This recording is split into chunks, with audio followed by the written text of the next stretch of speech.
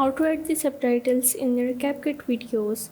Hey guys, in this quick tutorial I'm going to show you that how you can add the subtitles in your CapCut videos.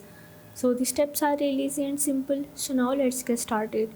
So first of all, you have to open up your CapCut application and you just have to select the project in which you want to add the music or anyone.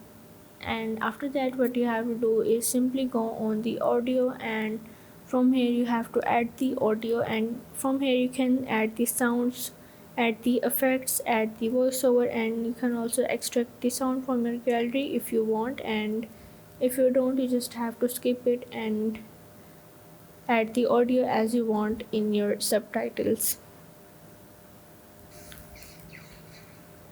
And after that, you just have to click on the add and add the audio. Now how you can add the subtitles or the auto captions. For that, you just have to click on the text, and as you can see that here is the option of the auto caption. You just have to click on it, and from here you have to select the auto caption source. You just have to add the templates that you want to add, and you just have to click on the start, and the creating auto captions is start generating. And after that, you are able to add the subtitles in your CapCut video.